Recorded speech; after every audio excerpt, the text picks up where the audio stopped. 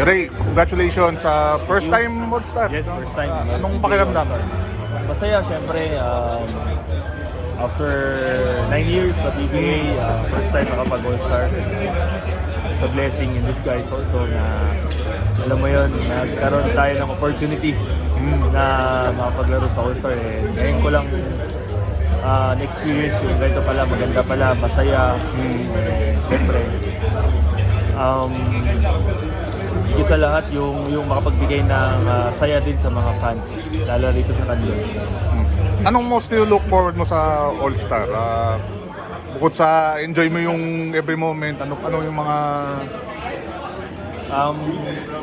Bukod nga dun sa laro na nalaro namin sa Sunday, syempre ang pinaka main goal ko, hindi lang siguro ako kundi pati mga players, is to give the fans, you know, yung ano nila, yung saya na bira lang yung mga fans natin na makakita sila ng mga PBA players. So ito yung opportunity nila. So yung opportunity na yun, kami yung magbibigay sa kanila.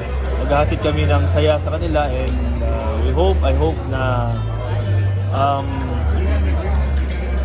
maganda yung magiging outcome ng PBA sa para din magiging masaya rin yung mga fans natin. Yung tong South team, syempre kasama si Junmar, syempre si Calvin,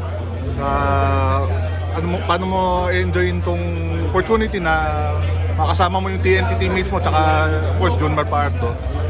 Well, ang isang main goal ko din pa dito sa All-Star is parang ma-cherish ko yung moment na kasama ko yung mga top players sa PBA like sila Junmar, sila Bolik.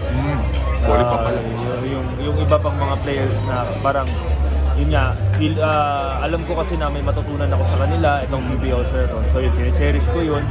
And para sa akin, parang nasa bucket list ko na to ng career ko na makapag-PBA All-Star, na maging teammate ko yung mga top players sa PBA. Right, may iba lang tayo kasi Commissioner's Cup, few weeks away before the start ng campaign nyo. Yes. Of course, usap-usapan, ball. Kumusta siya so far? So far, si Bolbol nandun na siya sa process na nagbe-blend na siya sa team. Nagbe-blend na rin yung chemistry niya sa amin.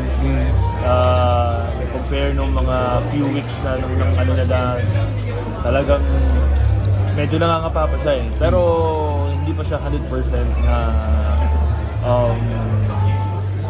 fit talaga kasi parang narinig ko ilang months din siyang walang basketball So ito ulit yung first big league niya na lalaruin, pero at least nabigyan kami ng opportunity na sa March 20 pa kami maglalaro first game. Mahaba pa yung preparation namin. So I hope na yung mga few weeks na natitira sa amin mas magamit pa namin yun para rin mas maging mag-blend pa si Bolbol sa amin. Pero ako naman personally, maganda yung ano sa amin. Maganda yung chemistry niya sa amin. Daming, syempre, taas ng expectations sa inyo. High Hype. So, syempre may pressure din yun. Tsaka parang may target kayo sa likod. So, paano niya-take yun? Na parang kayo yung team to beat, kayo yung hinahanap ng mga kalaban. Kagandahan kasi dun sa hype na binibigay ng mga tao, ng mga fans kay Bolbol at sa team namin is namamotivate kami. And mas nag-prepare pa kami, of course, kasi nga ayaw namin na ma-frustrate yung mga fans. Gusto namin ma-exceed namin yung expectations nila sa amin, especially kay Bolbol. But the good thing is, nung unang dating niya dito sa team namin, yun agad yung in-input ni Coach Chot na kay Bolbol. Nagkaroon kami na huddle nun, tapos in-input niya agad kay Bol na